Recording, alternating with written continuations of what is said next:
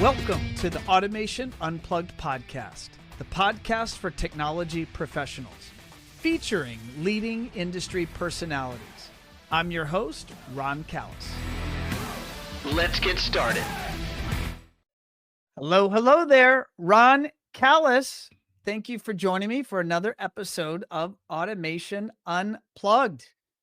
We are launching this show right after the July 4th weekend. So I hope you all had a wonderful time with your friends and family. Hope you did a little bit of maybe outdoor barbecuing. Maybe you went out and saw a good show, a good All-American air show is always something fun to see.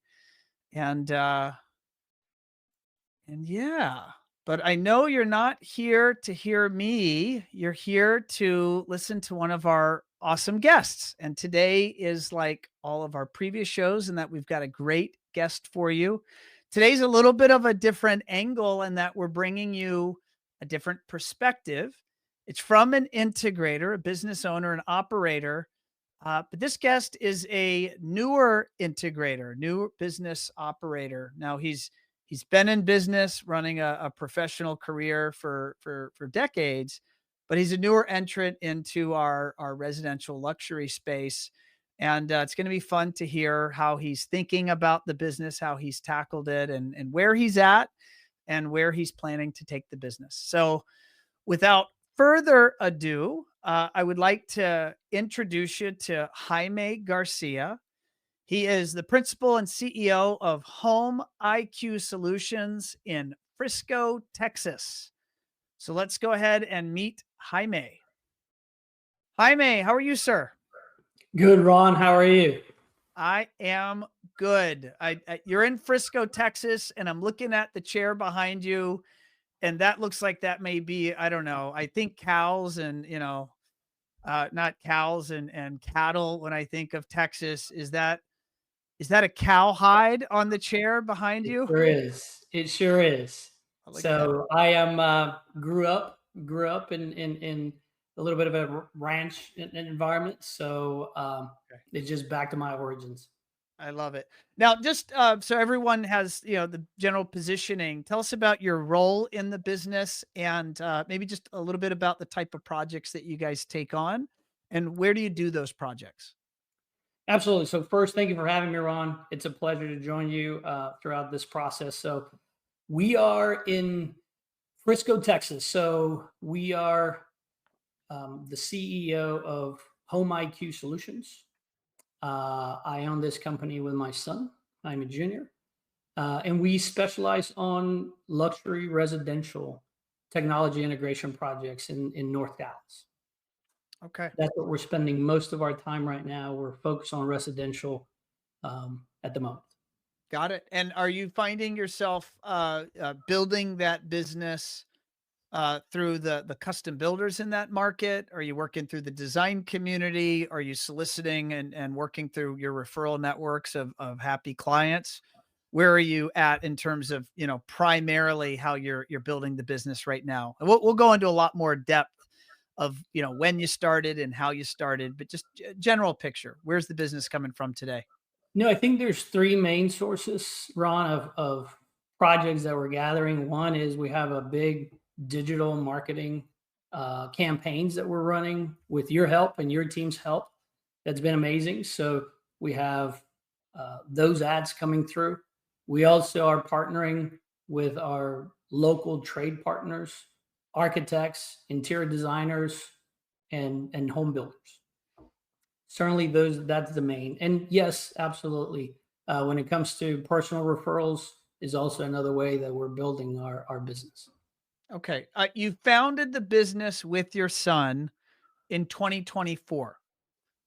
What are some of the primary product lines? Because when you're starting a business, you can pick anything, right? There's a wide array of vendor partners to go and lean into and ultimately learn their technology and then sell those solutions into the marketplace. Do you have some primary partners that you've really leaned into and they've leaned into you guys? Absolutely. So we have a few. I firmly believe in partnerships. This is a business built in partnership and trust. So when I think about those partnerships, there's been a couple of reps here in North Texas that have helped us um, start us off. Momentum Marketing with Matt Kell is one of them, and they've been incredibly helpful. Bell and McCoy is another one, and those are the two that we're focusing right now in terms of partnerships from a rep perspective. What They about, have control lines or lighting or fix what categories are you in, by the way? So it's again, that's another choice you and your son have decided which product lines and absolutely. categories you're gonna get into. We do believe in a full end-to-end residential technology solution. So we have it from automation, entertainment with audio, video. We have lighting and design, shading. We have energy management is one big aspect of the business that we wanna tackle around efficient and reliable energy management systems. And we also do the typical communications and uh, all of our security cameras and things like that. So as we think about those services, then we are definitely partnering with two main automation and lighting solutions. So Savant, it is definitely one of the solutions that we're leading the way with. The other one is Lutron on the lighting and shading side of the business. And then there was a recent WAC partnership with Savant. So that's where we're spending most of the time and efforts. Tell me more about the energy side of things. I'm assuming that's, energy through the Savant side of things, but I mean, also, I guess when you talk lighting and shading, there's an energy story as well. Absolutely. I think that's a big opportunity, Ron, from a full end to end. If you think about the backbone of any residence in any home, energy is certainly it. So what we want to do is we want to take our customers and our homeowners back to the essence of having a reliable and efficient energy system in their house, something that can be smart. Um, we see that with three different personas: the folks that want to be a little bit more on the efficiency side. So smart panels, understanding what the consumption is one part of it. You have a different type of customers that wants resiliency. They don't want to lose power in their home. So that's where the backup storage aspect comes. And then the third piece of the puzzle is sustainability. The folks that want it more into renewable energy.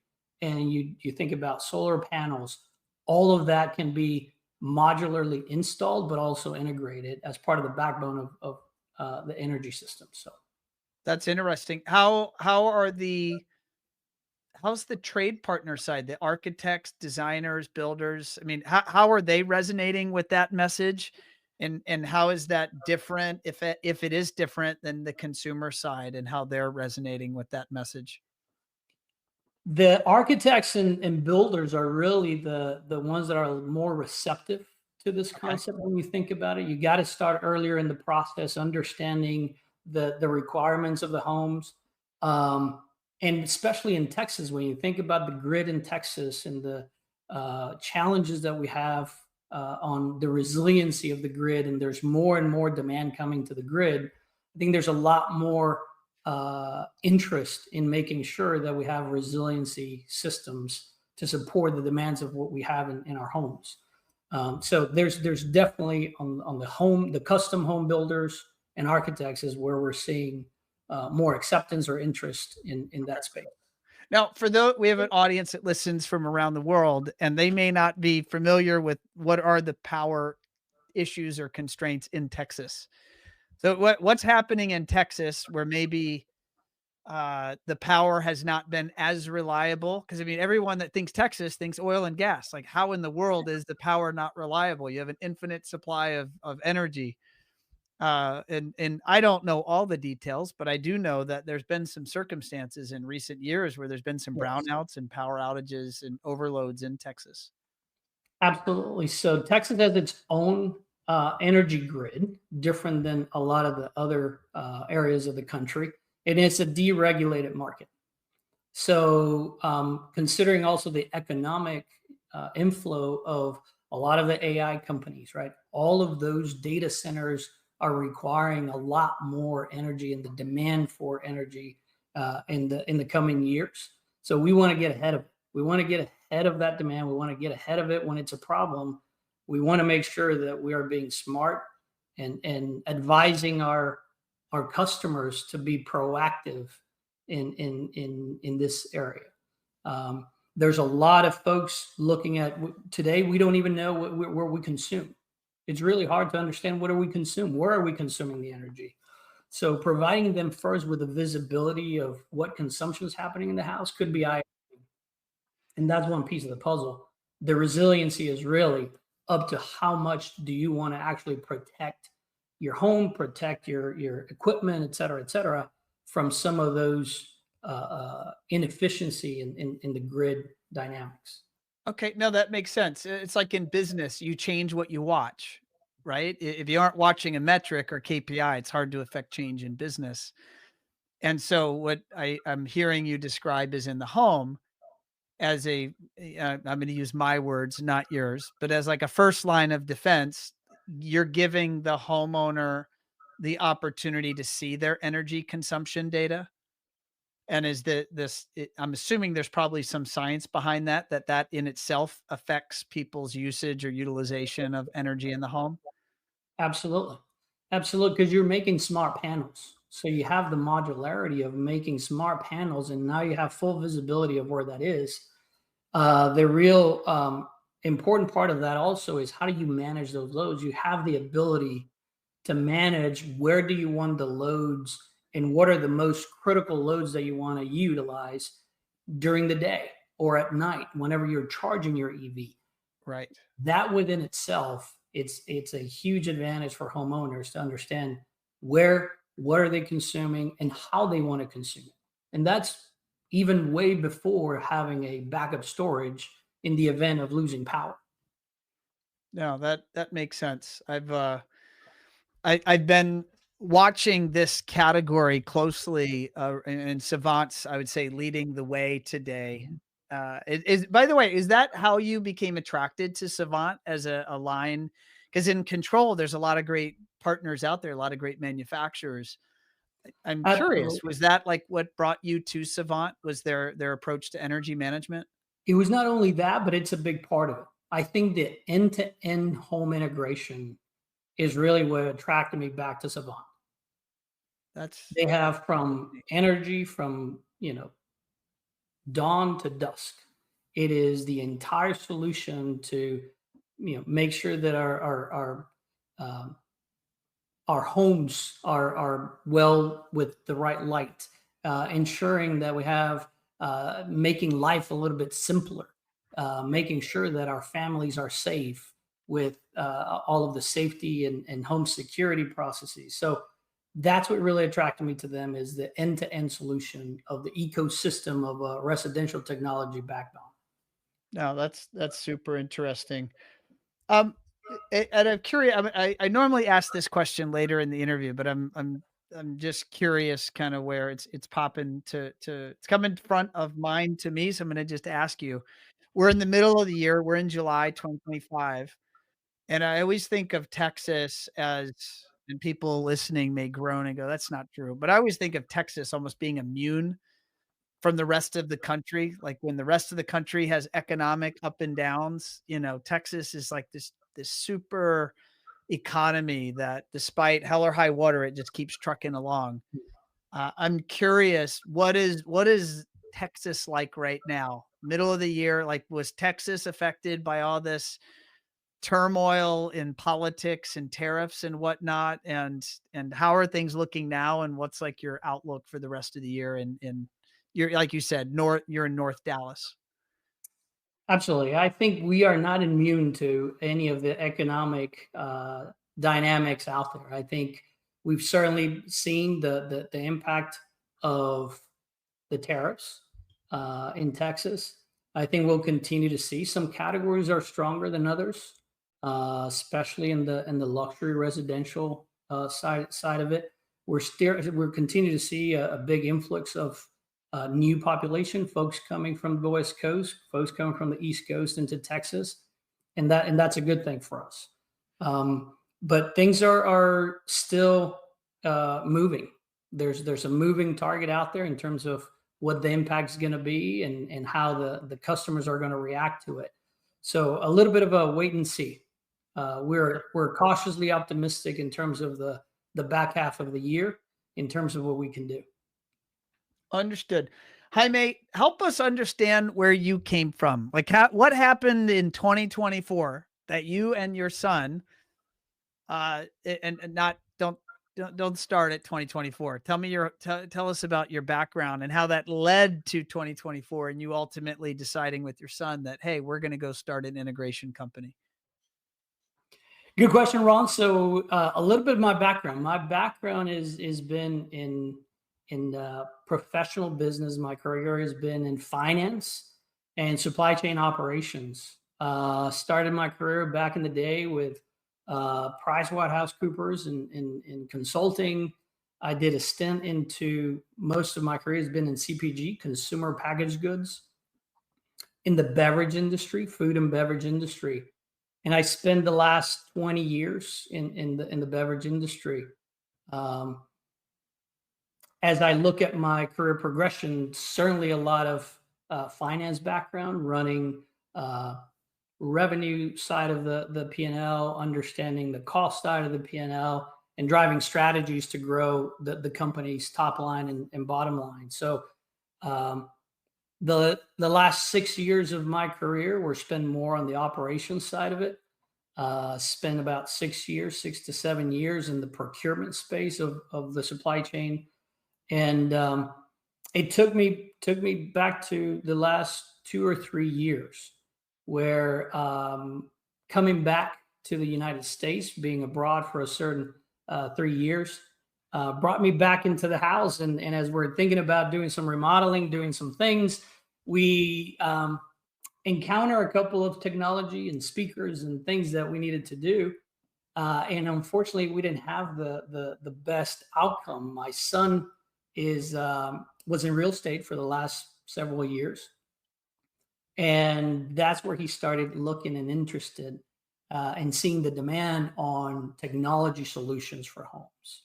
So you had an experience with some integrators in the market. It wasn't the best experience. And then you and your son started talking. Correct. Interesting. And that was literally an evening here at the house, just having a conversation and thinking there's got to be a better way to do this. So that's where the whole idea of becoming an integrator came about. So with his experience, with my background, and I believe we have an incredible opportunity to do things differently here in North Dallas. That's interesting. Tell me about that. What's your vision? What do you want your firm to be perceived as different in what ways different than, say, other options that the consumer would have in the Dallas market? Our vision, Ron, is really to become a premier residential technology advisor of choice. I believe that being those advisors, we all have financial advisors. We want to be the financial advisors of choice for our customers. You know very well that there's not a new strategy. We're not reinventing the wheel. We all have the same access to the technologies. I think the differentiator comes into how do we do business, the values that we ingrain in our team in terms of customer service, in terms of innovation, in terms of operational excellence and teamwork and doing business with integrity is really what's going to differentiate us. When you see our teams actually leveling your light switch, you don't see that anymore, right? People go and they put a light switch on the wall, and that's it. So every detail matters. So, and the one real competitive advantage that we have is one, I think the way we talk to our customers in terms of their needs and driving solutions to their needs, of how technology makes people feel. We want to elevate the home ownership experience in a different way. And I think the competitive advantage for us is really our team. Nobody else has my team, our team. And that makes us really proud. So that's really what we're counting on to drive a different proposal and a different value proposition to our customers in North Dallas. So Well, one of the things that I know you're doing, because we've talked about it offline, is you're doing some novel things from a marketing standpoint. But I'll be specific, and I'm not going to go where maybe the audience thinks I'm going to go, and that you're doing some builder shows, right? So you're doing trade shows, and even at that shows, you're doing some novel things. Like you're actually forming panels of thought leaders and speaking to the attendees, educate just purely educating them about technology and home technology and integration. Do you mind just kind of expounding on that a little bit? no, you're right. We we're trying to be different. And how do we build different partnerships with the trade the trade partners across designers and architects and builders is talking to them, being able to uh, teach and be an expert when it comes to innovation. And there's got to be better ways to partner. So we certainly have a full schedule of events, to your point, and one of them is coming up in July. It's the Sunbelt Builder Show here in Dallas and Grapevine. And we have a booth where we have a 45 minutes within the trade show where we're going to go talk about technology and home automation. And we will be doing a deep dive into the power systems and energy management. Um, it's a 2-day trade show. We have a full booth there, be able to meet people, show what we're all about, and even take a step further into showcasing what we are and be a thought leader in terms of what home automation can bring to home builders in a different environment. So we're really excited about that. What would be a positive or successful outcome of I'll just call it your second half of your show season. You're going to go speak at these events in different formats. What are the sort of outcomes that you're hoping to achieve that you would call success? I think planting the seed and getting starting to develop those long-standing relationships, right? For sure, leads are helpful, but to us is we're in the long game here. We want to start planting the seeds of relationships, getting to know each other, getting to know the trade partners, them getting to know us, because we have to earn the right. And the only way to do that is to show the dedication, show the commitment that we have to continue to build long-standing relationships, ultimately, so we can create customer value. If we can't create customer value in the partnership, it doesn't really matter. So those are the outcomes that we're looking for. We have several events with architects. We have some with interior designers. So we have a full agenda in the back half of the year, keeping us busy. No, that's great. Are you when you're doing this outreach or this biz dev outside of shows, are you generally going to the architect's showroom? Are you doing lunch and learn type activities? Or are you again, don't give us any trade secrets, but just what you're able or willing to share. What are some of your methods of teaching, educating and advising these trade partners?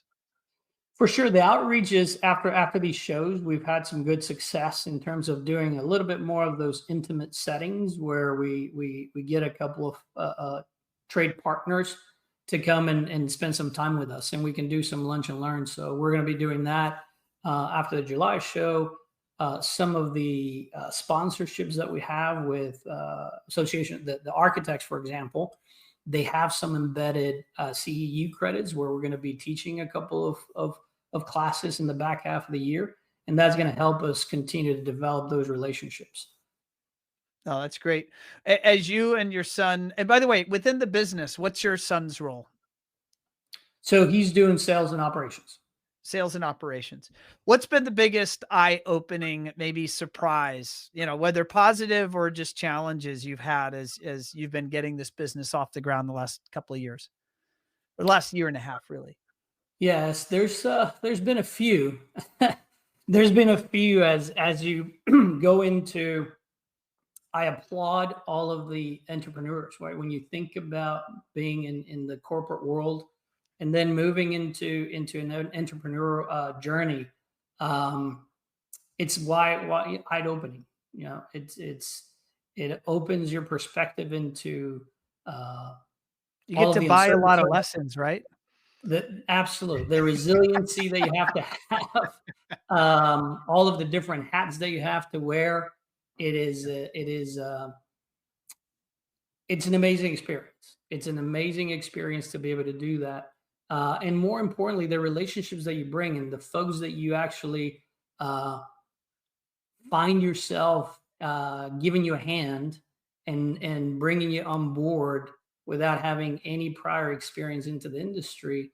It's quite rewarding to see and encouraging to see that you're not out there by yourself, and you are actually one of them, and your team has been amazing in that journey. So It's very, I appreciate the compliment. I have a team, myself and our team, we care a lot. I mean, it's genuine. We want to see our partners succeed.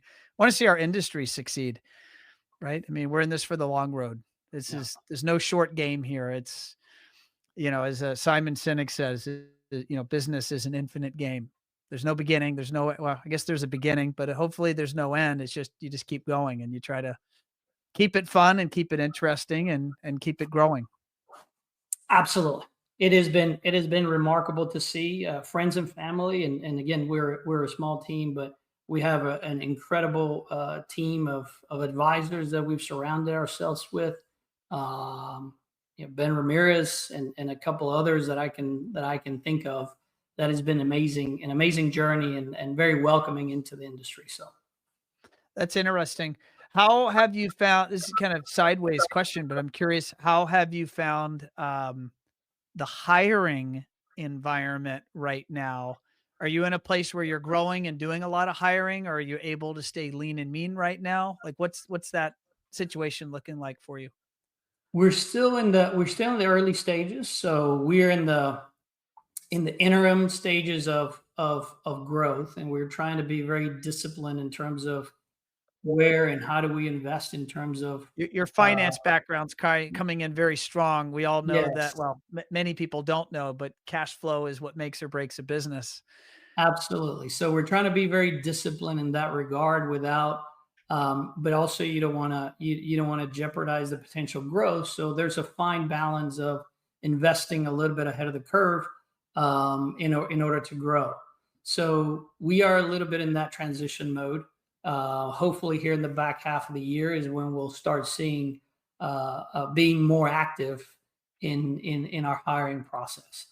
And I'm sure that's gonna provide some additional opportunities for us to grow and challenges to deal with. So, I remember back when I was creating my business plan for my business, I in the spring of 2007, I used some business planning software and I spent 6 months and created a business plan and I launched the business in the fall of 2007.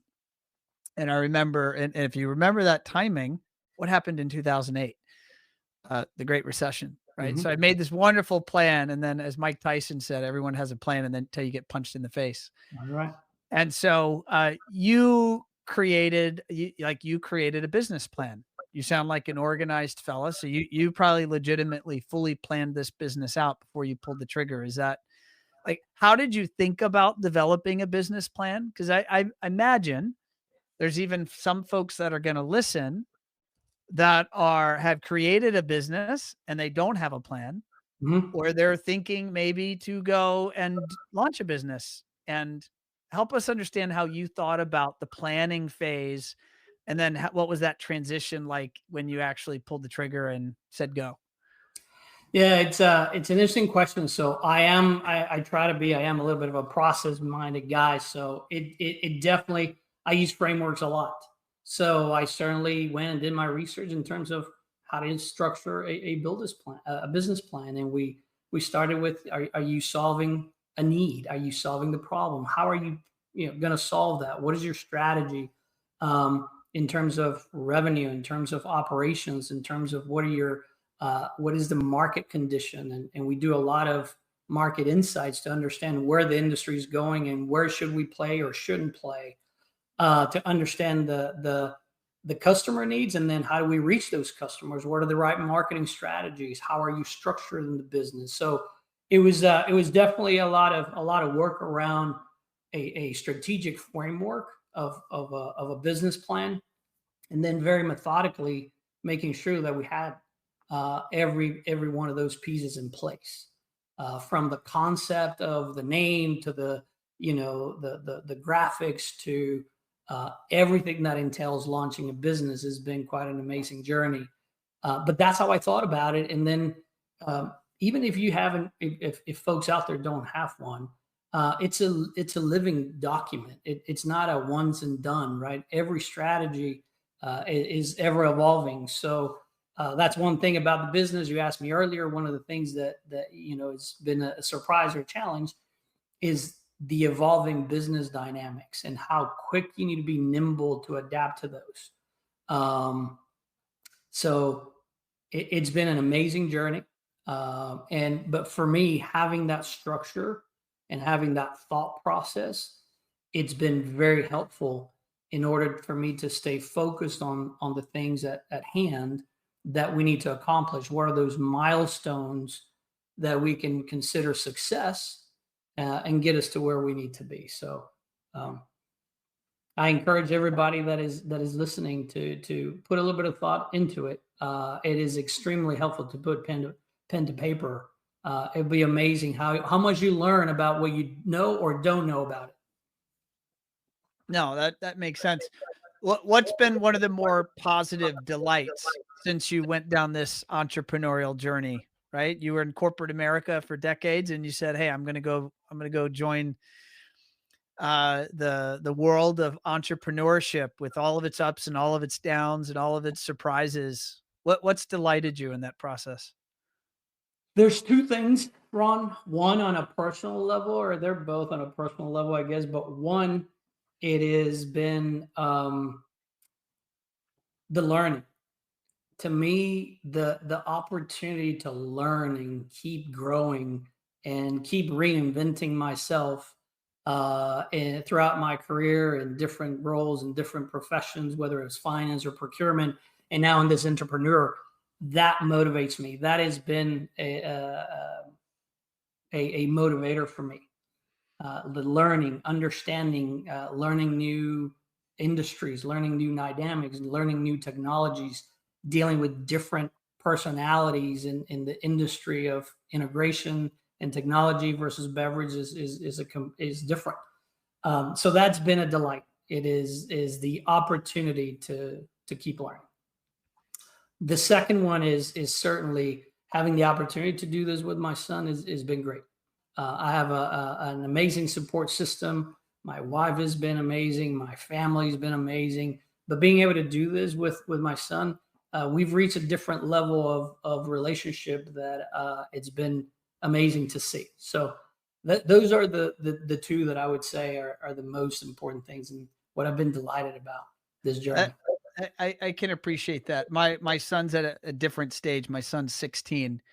And, so what's becoming apparent to me is I've got a couple more years. He'll be a junior next year in high school. So I've got a couple more years before he heads out of the house and goes to college. And, this past weekend, for example, we were doing some things together. And I was like, man, even though we on occasion we'll have a little argument, it's just like enjoying that time because that there's going to be a chapter that changes and ultimately a chapter is going to end and he's not necessarily going to be in the house. So I can imagine for you maybe where he was out of the house and now you're in a new chapter where you get to work with him again. That's got to bring you a lot of joy. Absolutely. Absolutely. It's been amazing. The whole experience has been amazing. And I keep saying it. It's you don't know who's going to lend you a hand and who's going to be supportive of it. And I've got to thank my entire family and my wife to be here for me and putting up with this little adventure that we're going through. So, and hopefully it's an adventure that lasts, for a while. So, Amen. Your mouth to God's ears. So last September, CEDIA that was you and your son attended CEDIA, and that was that your first CEDIA? It was. It was. That was a very overwhelming visit Yeah, I was to gonna say, describe to what that experience was like for you. incredibly overwhelming, but fun because we saw the opportunity and we saw that there's another world that we needed to go discover and conquer, if you will. So we literally packed up. That was the first time we've been, and we were also received with a lot of good support. Everybody there was incredibly helpful, even though we're new to the industry. So we literally packed up our bags and went to Denver.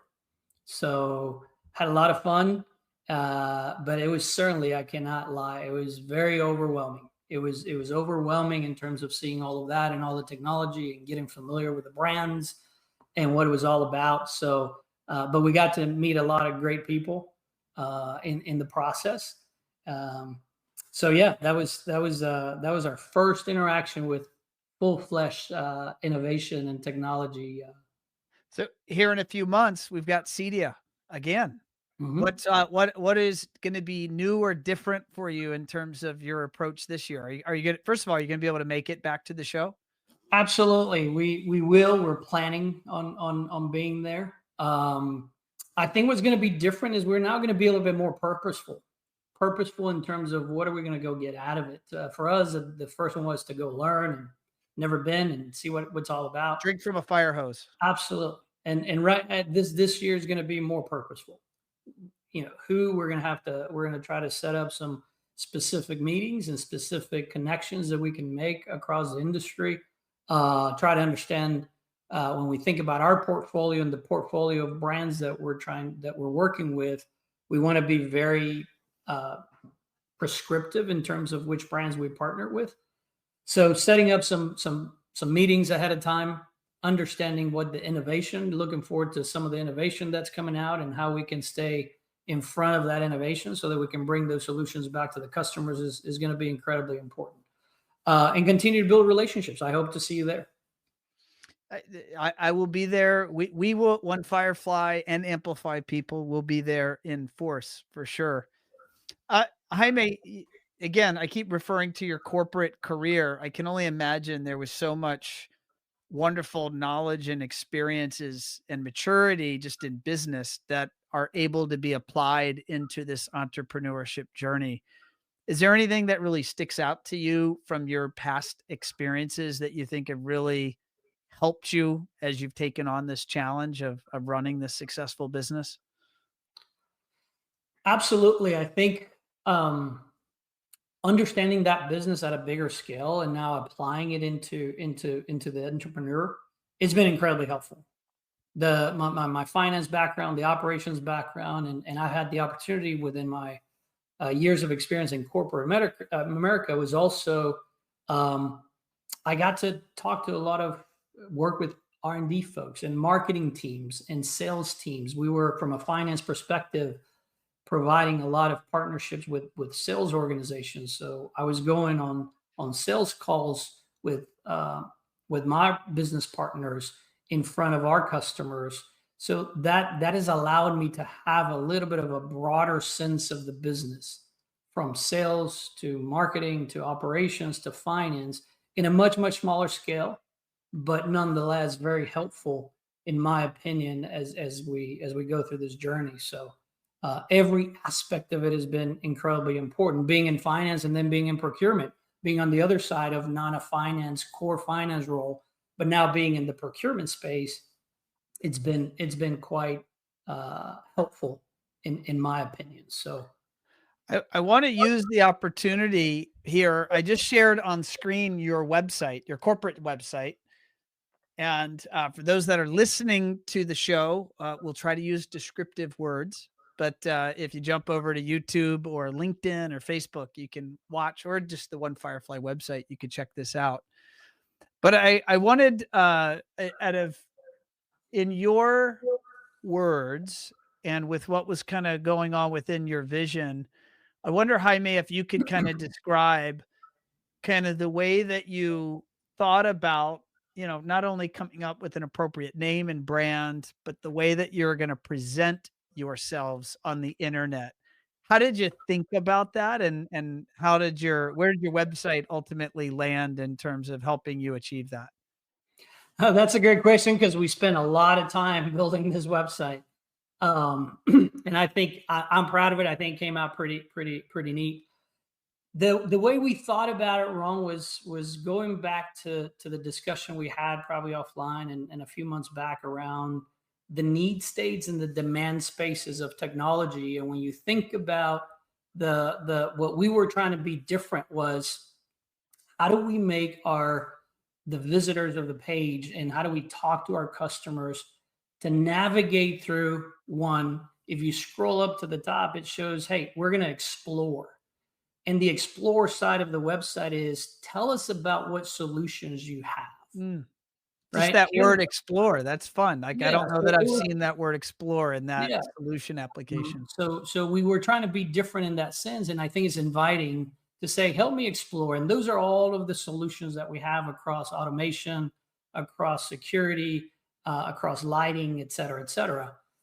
The next step of that is like, okay, well, now that you've told me how what solutions you have, then is the discover, which is, okay, now show me how am I going to utilize that technology in the indoor living spaces, in the outdoor living spaces. Give me a little bit more so that I can understand how do I better utilize it. And I think we've seen some early successes in terms of how long folks are staying in the website. And the last piece of it is the discover. So now take me deeper into a day in the life of home automation. Take me deeper into the immerse of the audio systems and home theaters.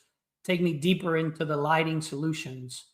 And that was the whole structure of truly understanding customer needs. What are the solutions?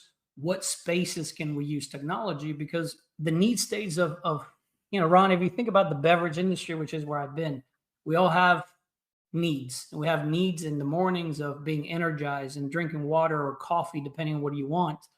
In the afternoon, you want a little bit of a pick me up type of maybe a tea or whatever that is. And then at night, we all have needs within technology.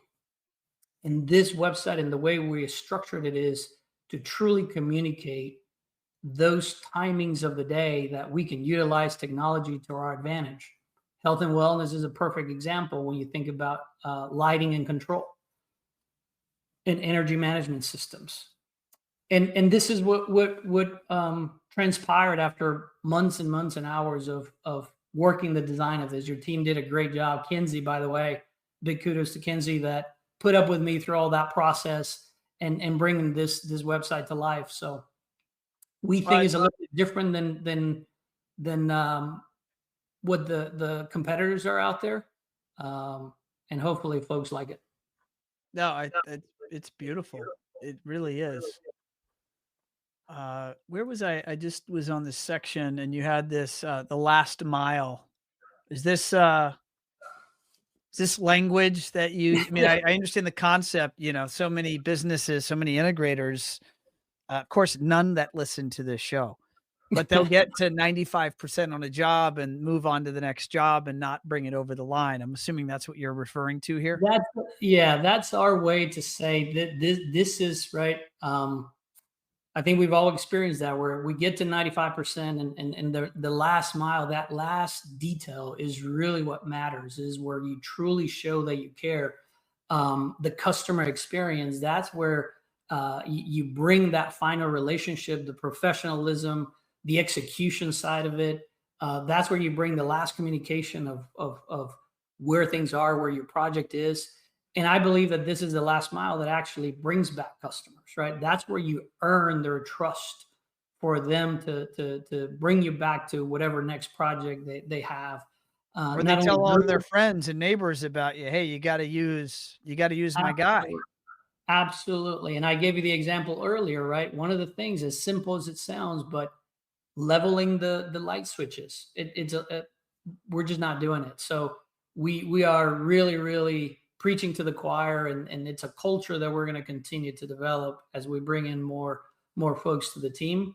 It's going to be important for us to recruit folks that really buy into our strategy, that buy into the culture, that buy into the values of the company, so that it can be consistent from project to project. So No, that makes sense. It's a beautiful site. I know the team enjoyed working with you on launching that site, and Shelby, who you work with now on an ongoing basis, I know loves working with you and your team. And you guys, I think, are really set up for success. And we're wishing you guys tremendous success ahead. Jaime, for folks that want to get in touch with you, they want to meet you. They say, "Hey, that Jaime fella, that seems like somebody I need to know." How can people reach out to you and ultimately maybe schedule some time with you? thank you, Ron. Absolutely. They can reach us at, homeiqsolutions.com is our website. Um, Certainly, we welcome anybody. Would love to have some discussions there. They can reach me at in my email address, Jaime Garcia at homeiqsolutions.com, or even through phone or text at 972-750-2799. That's another way to get a hold of us. So welcome the opportunity to get to know folks and continue to learn this industry. So Awesome. Jaime, I just want to thank you again. Thanks for coming on the show, man. I haven't, of all of our shows, I haven't had many startups, and shame on me. And but my team has just so thoroughly enjoyed working with you, and you and I have had a chance to get to know each other over the last 6 to 9 months. And so I appreciate you carving out some of your busy time to join us here on the podcast. thank you, Ron. Thank you for the support. Thank you for allowing me to be here and share a little bit of our story. And thank you for all the work that you are doing for the industry. And thank you for your team in terms of how they approach new clients, especially newcomers into the industry. So, No, it's our pleasure. All right, my friend. Have a great summer and a great rest of the year. same to you. Talk soon.